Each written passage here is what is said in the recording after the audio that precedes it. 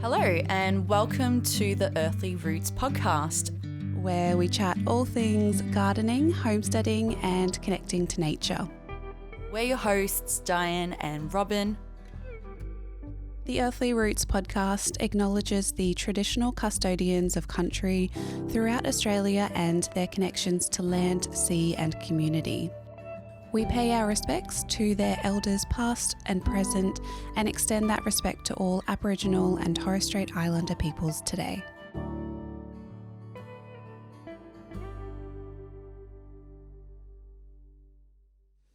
Hello and welcome back to another episode of the Earthly Roots podcast. My name is Robyn and today is a little bit different because I'm here with my partner, Scott. Hey everyone. We are going to be doing an episode together today. A few episodes ago, Diane and her partner Samson did an episode all about how they are working together to build their home, which is converting a bus into a tiny home. And I really enjoyed that episode, so make sure you go and have a listen. But today, Scott and I are going to be sitting down and chatting and doing an episode together, just because we thought that we could have a little bit of a chat and kind of share our story of how we're moving from a 9-to-5 kind of job lifestyle to not 9-to-5, and kind of living our dream and taking different steps to work towards our goals in life. So yeah, that's what we're going to be chatting about today. In the background, we've got our two cats, one of which is, I don't know what she's doing at the moment, playing with some cardboard, and I'm sure the other one will come down soon. But anyway, there may be a little bit of background noise, but I will let Scott introduce himself, a little bit about him, your background, what you do for a job right now, and then we'll get into the episode and chat a little bit more about what we're doing in life. Yeah, so I guess basically my life story. Your life story. It's a little different. Maybe not life story. It's a little different to Robyn. So I, what did I do again? What have you done? Let's start with like your degree. What did you study at university / did you go to university first or did you do other things? Yeah. After I finished school, I wasn't entirely sure what I wanted to do. So I went and did some, smaller sort of courses, a few diplomas in sort of visual effects and editing and that kind of stuff. At TAFE, yeah. Yeah, at TAFE. So I had I think it was an advanced diploma or something from that. But then I sort of, I've always been interested in IT most of my life. So I went to uni and did a IT course. So I got an IT degree now, which naturally landed me in my job now as a IT consultant. And mainly focused around project management and business analyst. So kind of the polar opposite. Very different. to what you do. Yeah. Have you had like any background in gardening or interests in nature and the environment and things like that? I mean, I've always had interest in nature and I've always loved being in nature, but no significant background in any kind of gardening or anything like that. Yeah. So what are your other hobbies that you enjoy doing?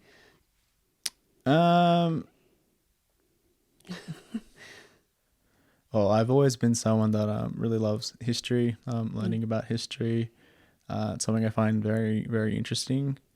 Like most people, I like playing some video games, watching a lot of shows and things like that. I do I do love to read.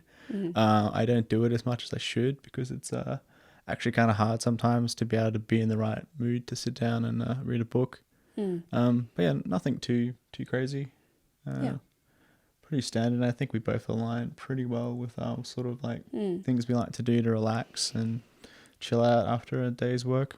Yeah, we're both definitely introverts. Anyone who knows us knows that. Me, probably a little bit more so than you in terms of like, I mean, I do enjoy being around people and I do get a little bit of energy from that, but I also really like my alone time, and I know you do too, but you do enjoy having people over and kind of hosting and things like that, don't you?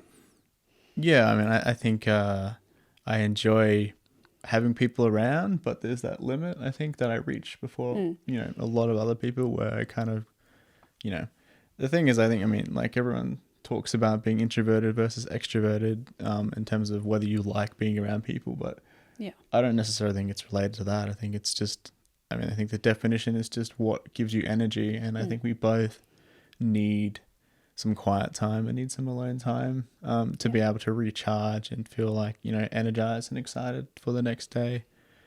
I think if we were the kind of people that had to go out every night, we'd be very unhappy. We do enjoy making dinner and then just watching a TV show to wind down. We're both very similar in that we're quite chill, quite mellow in terms of things we like to do. Like we enjoy, going out for breakfast, things like that, going to go get a coffee at the local bakery and things like that, and bushwalks, nothing too extravagant. But yeah, we do kind of share, well, we've built this kind of shared dream, I feel, which we will chat further about. For those of you who don't know me, I have a background in environmental science with a PhD in environmental science and specifically looking at how to restore mine sites and working with Indigenous people to incorporate Indigenous values into mine planning. So it's very, very different and also different to what I'm doing right now, which is flower farming and running a YouTube channel and a small business. So there's a lot going on in terms of things that we are doing in our lives. We're also in our late 20s. I'm 28. Scott's 27, soon to turn 28. Actually, we had this conversation before we started where I thought I was 28. But I'm not actually 28 yet. Right? No, I know. It's gone way too quickly. But anyway, we met in 2017. So this will be 6 years together. Well, I think it is 6 years together. It is. Middle of this month or something like that. 20? Have we missed our anniversary? I think we actually I think it was last week. Whoops. I thought it was sometime around then. You can tell we're both very romantic, but honestly, I think we miss it because we've just been We've been really busy and just so focused on doing things that need to be done. And also having a few other struggles and things that we will probably talk about. Yeah, we're going to be pretty transparent and honest in this. Some things we'll leave out, some real personal things, but we will chat about just where we're at in life in terms of how hard it is to meet the goals that we want in life, I suppose. So yeah, we met in 2017 in Brisbane. We met on a dating app, a very common dating app. And we both saw that we kind of had mutual friends on that dating app on Facebook. So yeah, we started chatting and I just really liked your vibe when we met. Yeah, I like that we both had 2 large pizzas. Yeah, we both went on our first date. Picked out, ate lots of food on our first date, and I felt it was really easy to chat to you, get to know you. We also have very similar families, which I feel like it made it easier to have things to chat about. Like you have an older sister. I am the oldest sister in my family. I have a younger brother, and I think our parents they're around the same age as well. So, and we were the same grade in school. So yeah, we had a lot of things to chat about. Very similar in terms of that. We definitely have changed a lot since we first met. We lived firstly together in like a little townhouse in kind of like, it wasn't quite inner city of Brisbane, but it was still in like a pretty built up suburb. It's close to the train line, pretty close to the city, like where I worked in the city. I think it was only a 30-minute drive or 20-minute drive. So you would, and Scott was going in every day to work in the city. I was still doing, I was doing my PhD then. Basically the whole I feel like time. I've done my PhD my whole life. But anyway, I was doing that and also working casually at the university. And then we moved out to a nice little cottage a little bit further out, not quite in the country, I would say, but it was definitely acreage. Yeah. Yeah. And that's where I first started the YouTube channel and having a garden and finding my passion and my love with that. We then moved in with your parents to save a bit of money. That was kind of during COVID as well. And it was the right step. Like, they had a big house, so we kind of made the most of that. And I feel like that definitely tested our relationship a little bit. Yeah. In a good way. And I love Scott's parents, because I know Scott's mum will probably be listening to this episode. So hello. So after that, we moved, didn't we? We packed up and we moved state down to New South Wales into a family home. So this is my Ulmer's house that we live in now, to also save some money. And it's kind of the first step in what we're trying to achieve, which is to buy a house. It's kind of like the long-term / short-term goal of ours, I suppose. And also just to have a little bit more space and independence, I feel. Yeah. Yeah, definitely. I think it's definitely the right move for us at that time. Yeah. Yeah, I don't think I could go back to living in Queensland with the weather here isn't perfect all the time, but I love how cold it gets. Except yesterday when we had like gusts of 80/90 kilometre/hour winds, that was a little bit scary. Yeah, that's probably not the nicest part, but yeah, apart from that, I love being cold, loving the cold weather through winter as well. Yeah, we both really enjoy cool climates, so that's kind of also why we made the decision to move down here. And also, I feel like, well, for me, it was to learn how to live in a cooler climate, because most of my life I've lived in Queensland and even northern Queensland, where it's very hot, very different plants that you can grow. And I wanted to learn how to grow cooler season crops down here. So moving down here was definitely in alignment with the goals that we have in life, which we'll chat about now. I am definitely very different to Scott in that I have very definitive goals that I have set for my life. And I've always been like that. I've always been a dreamer. I've always wanted to achieve things and set, different steps to achieve that. It's probably part of my childhood, potentially being an overachiever, a lot of my school life. I know a lot of people can relate to that, and I've slowly realized there's a lot more to life than that, but it's just my personality. It's who I am. I've always got a list of goals on pieces of paper all around the house and in my diary and things like that. So I've never really struggled with that. So that I've been able to set certain goals, one of which is, as I've said, to buy a house, to have a piece of land. I've always wanted to grow something, whether that be for my own, to, have self-sufficiency in food, or to be able to sell. But I've always had a dream of having a market stall and having a small business where I do grow something to then sell to the public. I love the process of the market stalls. I love setting up. I love creating little products. I love thinking about how much money it costs to put into a product, and then how, you can meet that cost and then make a profit off it. I've just loved the whole process. And yeah, I've never struggled with that, but you're a little bit different in terms of goals in life. Do you want to talk about what are your goals in life, Scott, and how have we we'll then talk about how we kind of like come together with both of that. Yeah, I mean, as you alluded to, I'm a bit different. Different in a good way. It's not, this is not a bad thing at all. No, I'm not and alluding to that. I will say, I think a lot of people suffer from the same problems of not really having any defined goals in their life. Because there's so much pressure, I feel, in social media and like from our parents and from society to have these goals. So, yeah. Yeah, and, there are a number of factors that also influence that. I've had a number of things that have resulted in me maybe not being someone that is highly motivated or, I guess excited for the future at certain times in my life. I was not an overachiever at school. I was, been quoted by my family as, not trying that hard a lot through school, which again, was due to a number of things that I won't get into here, but there's definitely reasons for that.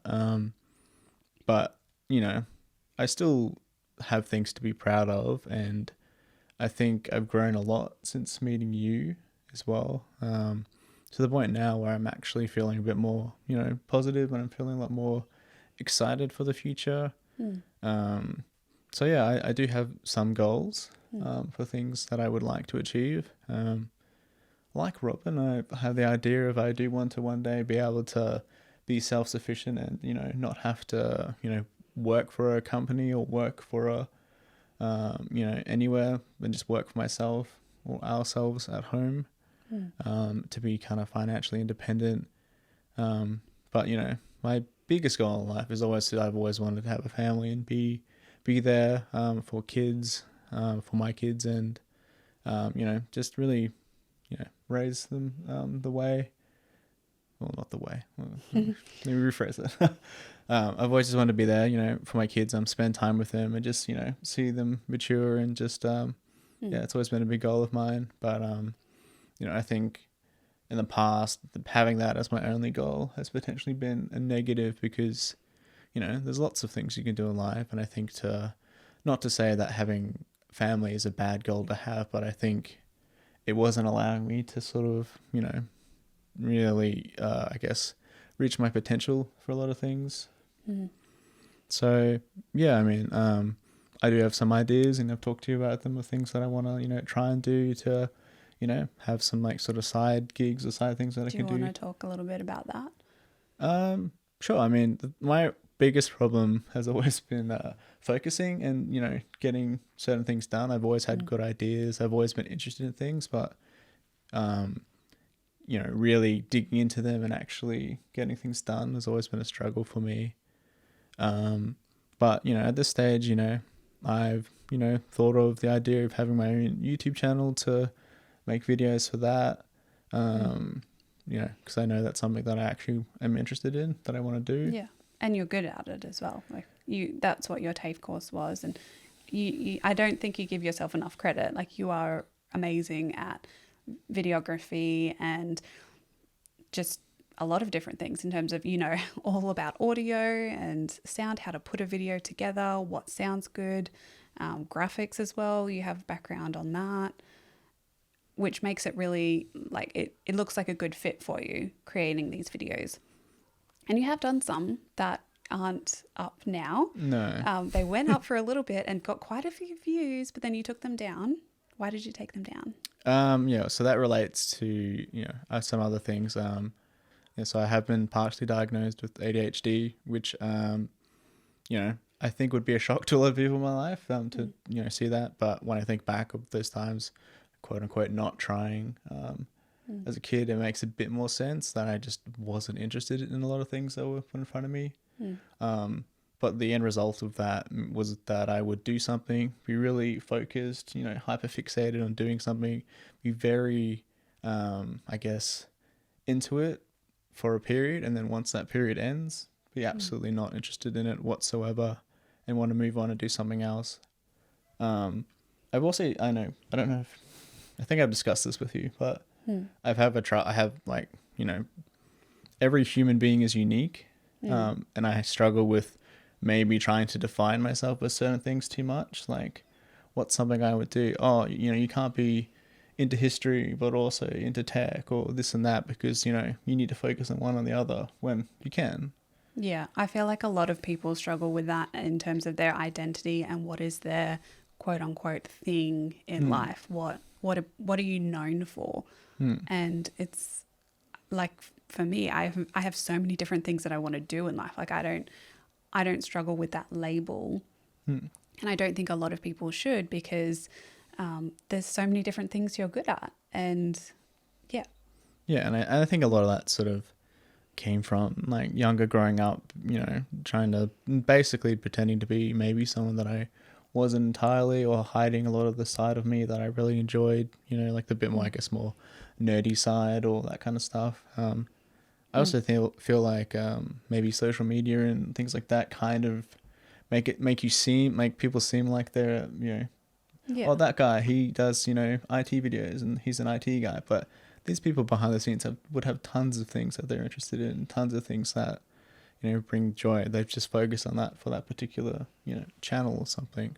Yeah, well, I mean, it's a highlight reel, social media, so you can really portray how you want other people to see you, which can be really damaging for those people scrolling and thinking one thing that's completely not true.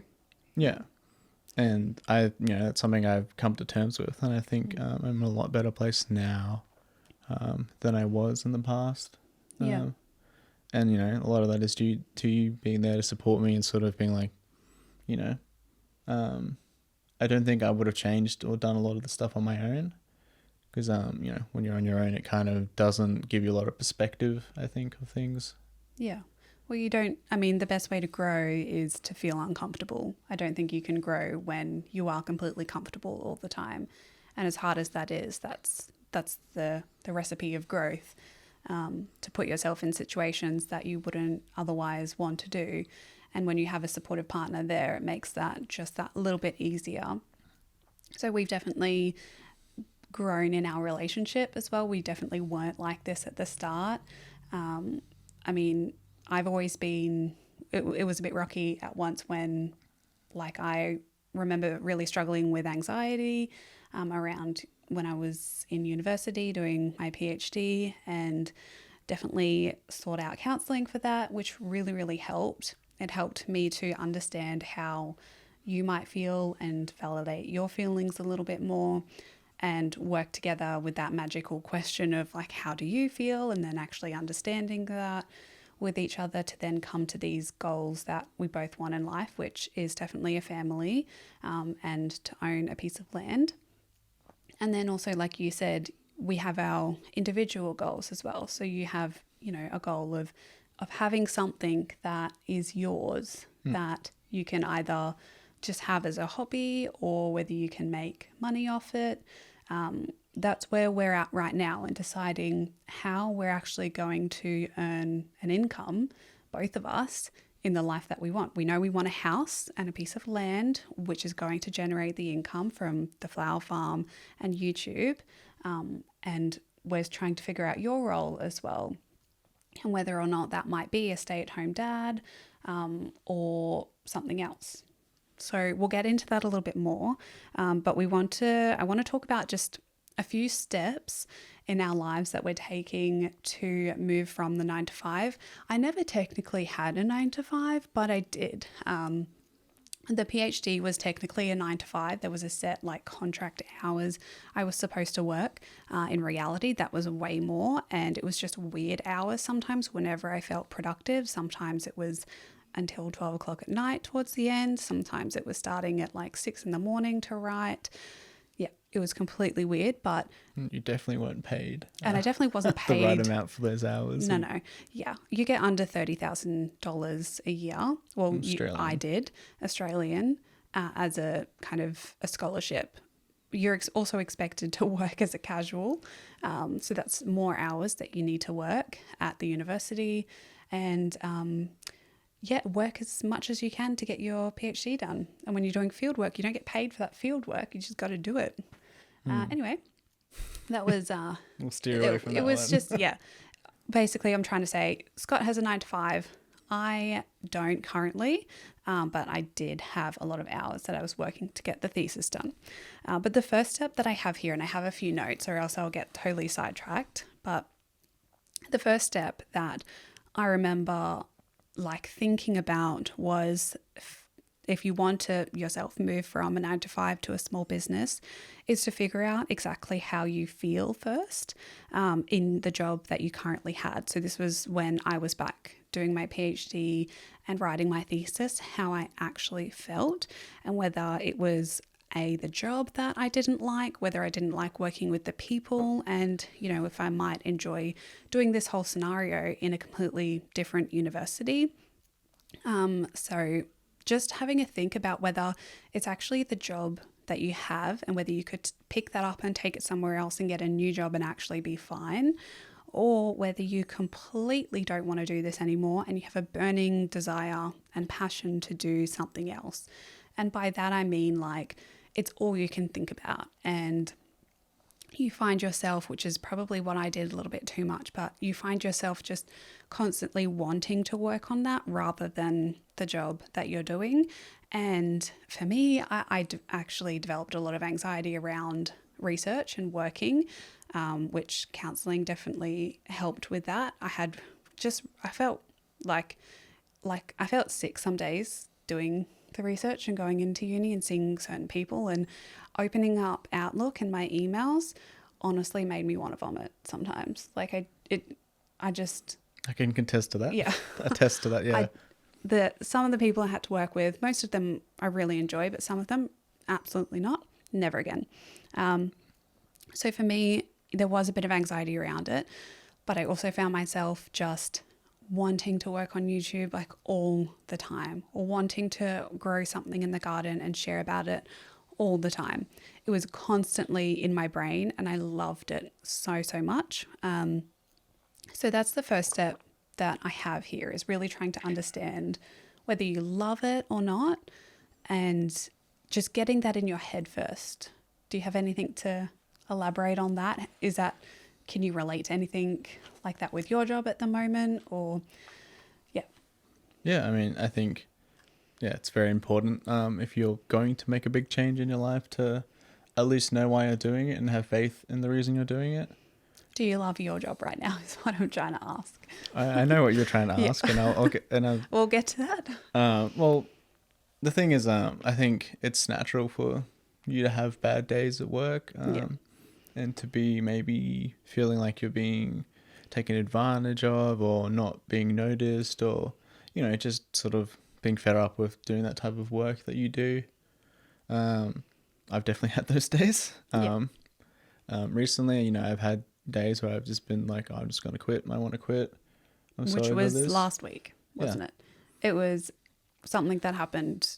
Do you want to elaborate on that? I won't go into specifics of it, but basically just, being treated by someone, I think, just out of line, in a way that I think wasn't justified on their end. And then just sort of coming to the realization that is basically a lot of those types of jobs, 9 to 5, working for a company. You will, in more of a corporate environment as well. I mean, again, I'm not speaking specifically, but there is a lot of those jobs where, I think the sort of structure of it sort of just facilitates that type of behavior.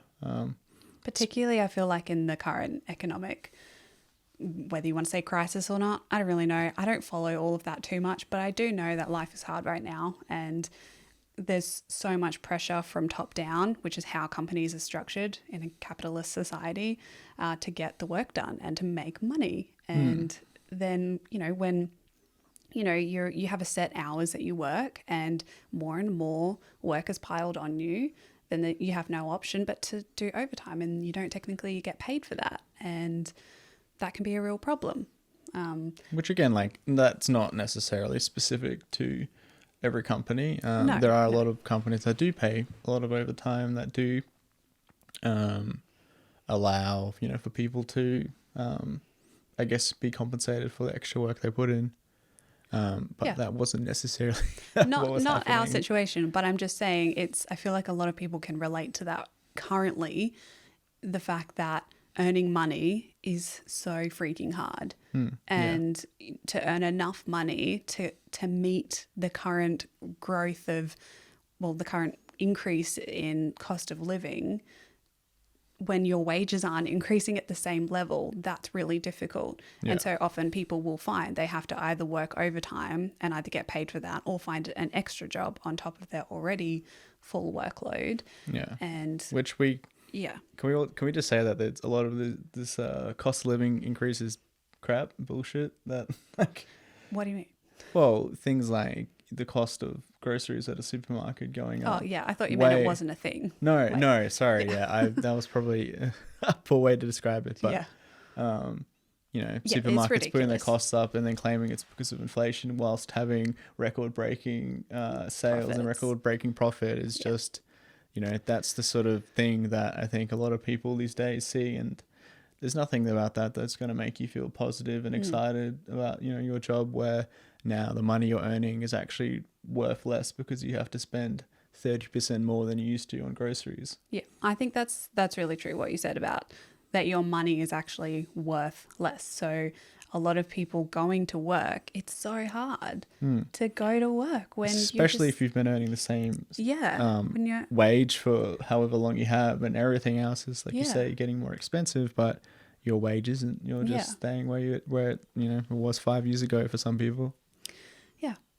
So that was a bit of a tangent, but anyway, definitely figuring out how you feel in your job and whether or not you really want to take the next step in the transition away from that, which the next step that I have, and this is not a list of how to do it. This is what we did, and we're currently still doing. We don't have to work. It might not work. Exactly. We're not at the final goal yet, but what we started to do was just a few hours a week work individually on what our goals were. So for me, it was creating videos. This is like a short, obvious step kind of thing, but like just start doing a few things here and there. For me, it was one video. Yeah, it was one video a week, and I grew things, shared how to grow it, made videos, edited it. It was not a lot of time. I definitely put a lot more time into my videos currently. They were a lot shorter back then and less kind of production value, if you can call that. Well, you've definitely improved your editing and all that, and how to make an enjoyable video. Yeah. And you also kind of started at that step too. You started to help me transition from, because I was originally using iMovie to edit my videos, and I then used Adobe Premiere Pro. You showed me how to use it using all of your skills, and you kind of jumped on board a little bit then, because you could see, you know, the few little trickles of hours I was doing, and I asked you to help a little bit. But it kind of rolls on to the next step, which was work until you can show your partner the plan and your goal in your dream of moving away from a job. And that for me was showing you like tangible ways to measure progress and to say, this is actually a thing I want to do. Here's what I've done. So you can physically see the fact that I'm real about this. So that could be things like showing that you're earning an income from whatever you're doing. So for me, I started to be monetized on YouTube. I could earn a little bit, and by a little bit, I mean a little bit each month, just a small little bit, but it was still something that I could show you to be like, hey, I'm earning a bit of money from this. Or it could just be that like you've creatively completed a project and you have something physical to show your partner, the end product of something, for them to get in their brain like, oh yeah, they're actually serious about this. They've put all this time and effort in from those few hours a week to then actually produce something. And I feel like that was definitely, I don't want to speak for you, but you can, but I feel like once, you know, I got monetized, we could both start to see like, oh, maybe there is something in this that we could do. Yeah. And I think, like, I'll be honest, at the start I was like, oh, I don't, you know, how is this actually going to work? Like, she's throwing out ideas, but like, you know, what's the actual plan here? Which, you know, I actually don't really think that was a great way for me to think. I've since changed. Always got the dream, and I will chase that. Yeah, but the difference is, I think, I've known people to have ideas and seen them, but you know, not actually done anything to execute on them. But that's where Robyn was a bit different, because you actually went and you executed a lot of them. You also, you know, you're not stupid. You're not trying to start a business that you know is not going to be possible. Like you're thinking about, you know, the ways you can do things to actually that makes sense. You know, like a flower farm makes sense, and we know based on the last few months that people like buying flowers, and especially ones that are like locally made. So yeah, I think, you know, that what stage is that? Stage 3. Stage 3. In the plan. I think that might be also a good stage for, you know, whether or not you have a partner you need to talk to about it, or whether you're just trying to convince yourself, but have a really hard look and see if you need to make any compromises on things to make it actually realistic. Yeah. Well, that's one of the future steps. Oh, that's a future step? Oh, I'm sorry. I've skipped ahead. Yeah. So this step is still like, you haven't quit your job, and I hadn't quit my job. I was still researching and casually working on the side, earning a salary, a small one, but a salary. And, you know, I hadn't changed anything else in my life. It was just adding more hours onto my busy schedule before I actually made the next step. But before that, there's another step, which isn't really a step, but it's more just what I try to do all the time with our relationship is to share the dream, to keep reminding each other of the goal and what we want in life as much as you can, to just, you know, it's going to take time for your partner to share the same image or to even agree with the same thing that you want in life. You can't expect your partner to just completely jump on board with what you're doing if you don't constantly remind them of why you're doing what you're doing. So for me, I always remind Scott, and not that I don't need to now, but you know, we know we want a family and we want a place for our kids to grow up that is beautiful and filled with nature and, you know, gardens and things like that. I have an image in my head of a cottage that I would love with a flower farm and kids running around. That's what I always think of whenever I do different things in my business. And I try and share that dream with you as much as I can, because I know, you know, it took you a long time to kind of say what your version of that was. But I know you always had it. It didn't have the flower farm in it, but no. It, you know, we both haven't lived in an inner city our whole life kind of thing. We've both lived on acreage, and I know that's something that was important to you because you really do love quiet spaces and your own space.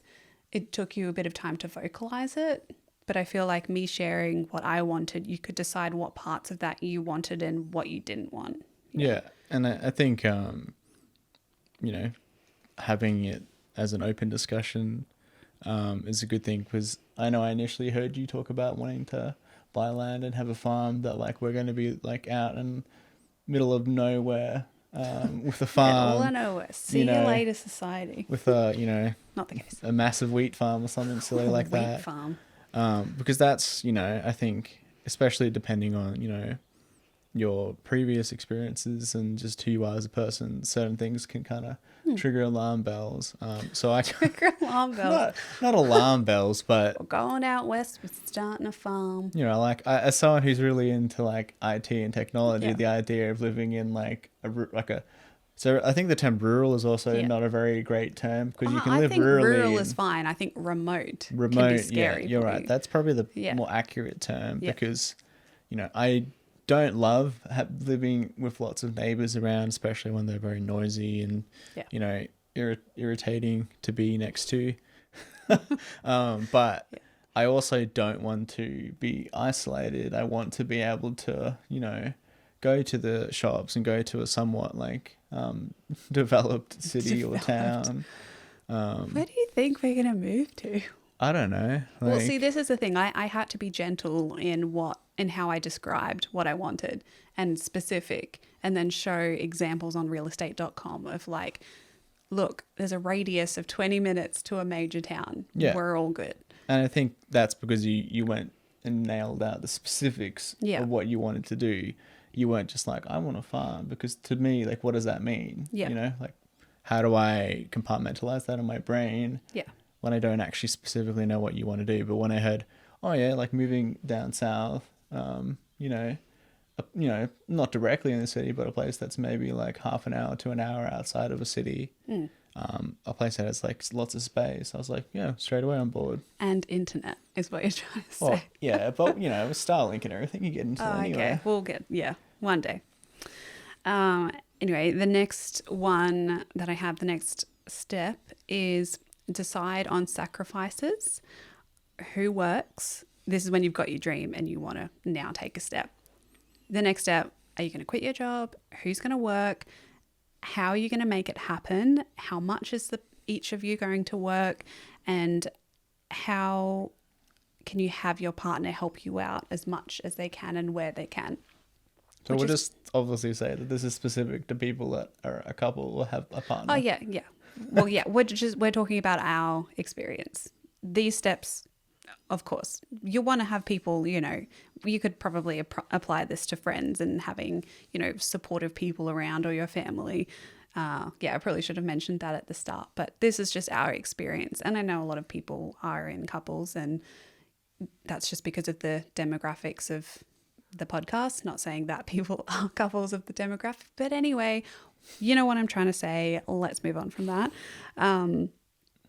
We're at a point where I am currently working casually and spending all the rest of my time working on the business. That's both growing flowers, creating products to sell on an online website, and the YouTube channel. Obviously, I don't earn a lot of money compared to you. We're not going to talk about how much money we do earn, but I'm just saying Scott has a full-time job, earns a really great salary. I do not. So that's kind of the first sacrifice that we've made. And I see it like, obviously Scott, has the sacrifice of time by working 9 to 5. And happiness. No. Oh my goodness. Just kidding. And I mean, I have the sacrifice of not like, I don't have money, basically. I don't have the freedom of an income. And this, by the way, isn't because I don't offer to pay for things, or offer to buy things. It's because Robyn, not even kidding, I think had about $18 worth of seeds in an online cart and spent about a whole day considering whether or not she should purchase them. Yeah. So that's where we're at. I'm very frugal. So I don't earn a lot of money, but money isn't everything to me. I really honestly don't care. I would love to me. Yeah. I would love a little bit more, but it's like I find enjoyment in the littlest things that don't cost money. I just can't see myself ever earning over a certain amount. Once I get to a certain amount of money, I'm just going to donate it to charity because I don't need it. I just can't. I would just feel too guilty, and it doesn't bring me enjoyment. But the fact is, you need money to survive and to live and to meet the cost of living. So that's kind of where we're at. In my mind, I'm building and the skills and learning how to do this for the next step, which will be in a year or two when we have our house, when I know how to have a flower farm, I have a successful YouTube channel, I have a successful online store where I'm going to be earning money, and I can take that anywhere where I want in Australia. That's all going to be set up. I'm going to have the systems in place. Right now, you're helping with paying bills. We do actually split everything 50-50 apart from a few things like, okay. Not everything, but most Let things. me get to the point. We split like rent, food, what else? We have like a sinking fund. We have where we split money for all of the things that we need, like cat food, holidays, gifts, Christmas, all of that. We split all of that. You then help out a little bit more with like the internet bills, all the subscriptions. I'm getting there. Adobe, there you go. And also just like when we go out to dinner and things like that, because that's something that you think is important and I do too in a relationship. So we spend a little bit of money there. Yeah, and it's not like I'm opposed to doing that, and like it's something I want to do because I know that, as you said, it's important. I think also I feel a lot better about, paying for certain things when I know Robyn is putting her money towards things like our rent and other things as well. Because if she was paying for absolutely nothing, I'm sure I would probably feel more like, I'm, being taken advantage of potentially or something like that. Yeah, which is then really dangerous in a relationship. Once you're at that stage and you can't communicate that to each other, it can be really damaging. And that's how I started to maybe feel a little bit, but I always want it to be 50-50 with things like food, and the bigger bills and things like that. Like we now, split things for the car, because we only have one car. I want it to feel fair. And I think that's important if you are in a relationship to to not quit what you're doing until you can get to that position. unless you have a lot of money to invest, which is what we didn't do. We didn't have thousands of dollars to invest in this business. We built it from like nothing. And that's how I chose to do it. Which is not to say we don't save money, but we've decided instead that money is going to go towards buying a house the or house land. deposit. So that's what you do every fortnight. You put aside a certain amount of money to go to the house deposit, because that's our joint goal that we want. And of course, you can do this if you're not in a relationship. By all means, it might just take a bit longer, of course. And your goal might not be to have a house. So just take all of this with a grain of salt if, you're not in a relationship. But I hope some of these steps are either interesting or informative. But the next step, and we'll kind of wrap this up fairly soon because I don't want this to go on too long, but one thing that I had written down here is the magic question that I always want to remind myself to ask you, and something that I probably should have done years ago, but I've probably only done it this year, is to just ask you, how can I help and support you? And for you to also do the same thing for me. If your partner and you are both asking that question, I think you can really, it's such a powerful question, because it doesn't have to be anything with the business, nothing like that. Just in your relationship, making sure you feel supported by your partner is really important. And for them to then really understand that and meet your expectation. Yeah. That is definitely something that I think we've improved at. Yeah. Even in the last, year or so. Yeah. And what's an example? Like an example for me, if I, if you asked me that, I would say things like, oh, can you come and help me weed the garden? Or I really want to set up live streaming on Twitch, which is something that I'm definitely going to be doing. How can you help me to set that up? Because you have all of those skills, and that I know that you have. I'm not, I'm not asking you to learn something completely different. I know you know how to do it. It's just finding that time to then help me out a little bit. What's an example on how I can help you out? / how I do, because I don't think I do. Well, I think a lot of it is, so I don't have, I guess, a lot of specific, tasks that I need to ask you to do. Yeah.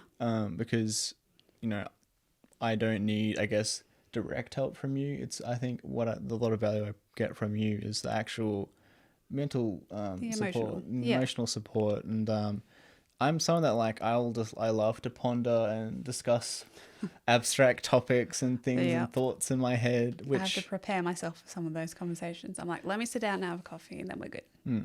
And you know that about me, yeah. But a lot of that is also I'll just just want to discuss how I'm feeling about things and have am I all right? Am I right in feeling this way? And a lot of that stems from maybe some other insecurities and things I have. But it does help having you to be there to validate how I feel and to sort of support me emotionally in terms of actually, justifying things I'm doing. And I'm definitely the same. I like to ask you, or I'd like to think that I do, and I want to move more to this, is to ask you, hey, I need to talk about this. Can we find some time to do that? Rather than just dumping all my problems and my feelings on you, we're slowly kind of moving towards that, because then if you ask me the same, I can then prepare myself, grab a coffee, grab a tea, and then focus on that rather than the 100 other things that I'm trying to think of in that specific day. I can then just support you.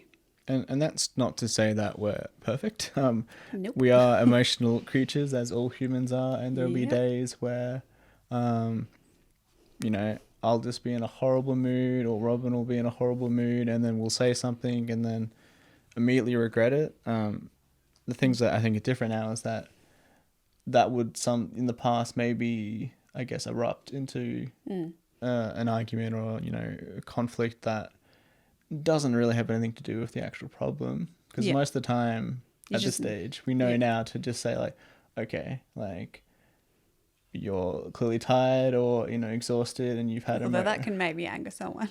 Well, I wouldn't. What I'm saying is I'm not saying that to you, but I'm thinking those things in my head, what's caused her to feel this way. Let me think about that. Let me not have an emotional reaction where I go, oh, that's unfair, why did she get angry at me? and then maybe instead think like, well, what's led her Yeah. to result in that emotion. And the same for me with you. And so I think we've gotten better at we don't have any less of those situations, I think, now. I just think we're better at getting through them in a quicker manner. Yeah. And resolving issues. Like, rarely do we ever go like a day without having something like that resolved. Yeah, it's pretty quick. The turnover's quick now.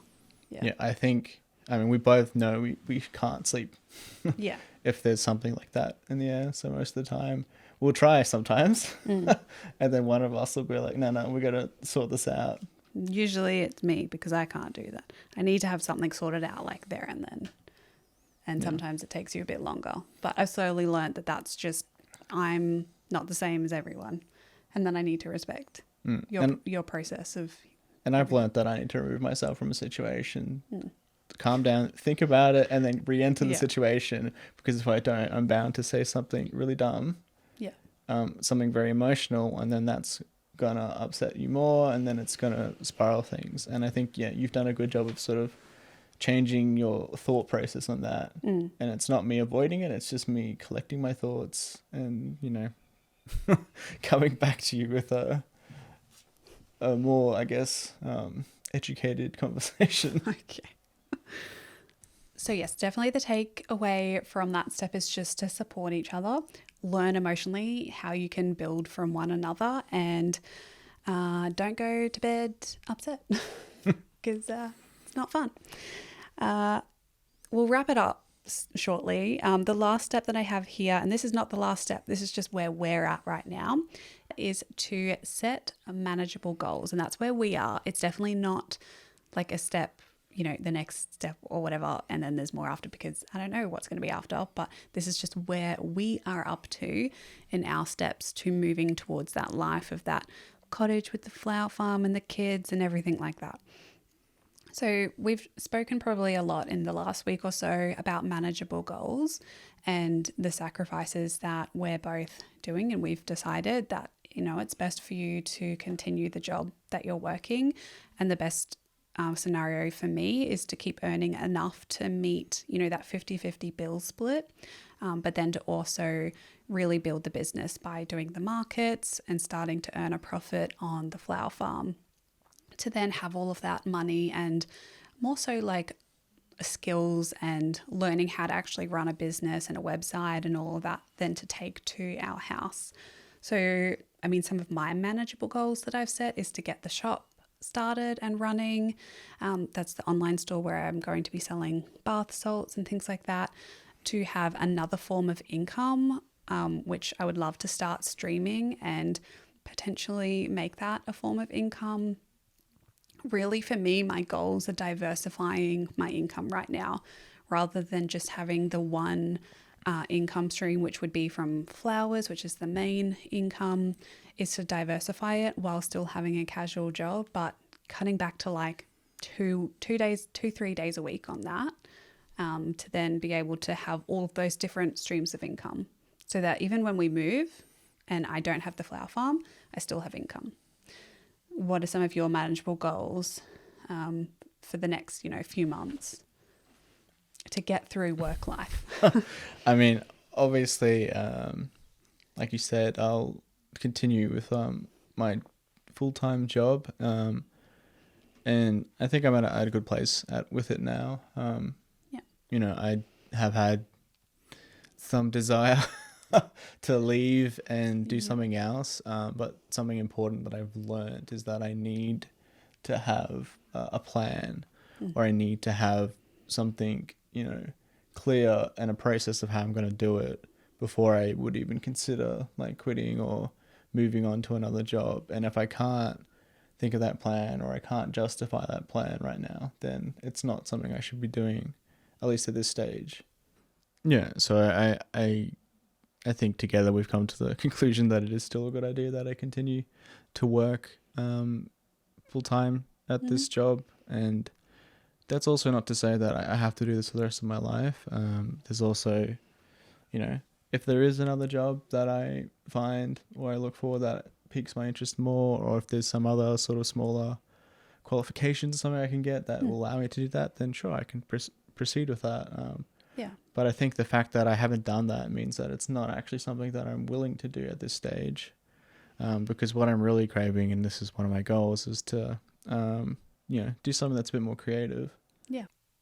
So I just, I think it's really important for myself personally that, to be creative, because I know, that it's very easy for me to get into the, I guess, consuming, mindset where I'll just be consuming a lot of things. And I know personally that makes me a bit, I guess, unfulfilled, I suppose is how I describe it, because and consuming can be addictive as well. And I think also it does have a impact on your outlook on the world as well. If you don't have the experience of creating something and knowing how difficult it is to do that, then you don't maybe have a lot of empathy for people that do. For example, if I wasn't aware or across all the difficulty and hard things that you're doing in starting a business, I would have a harder time empathizing with all the stuff you're going through if I was someone looking in at you starting a business. I think it's the same for me in terms of just in general, because I've come to the point in my life where I need to accept that there are things that are hard to do, but doing those hard things are actually what provide value in my life and actually make me happy. So I spent a lot of my life doing things that were easy, and then not doing, starting things that are hard, but then not finishing them because they were things that were, not, I guess at the time, worth my while. Yeah. But I've moved on from that, and I'm at a stage now where I think, I do have actual goals. I do have things that I want to achieve, and I know they're going to be hard.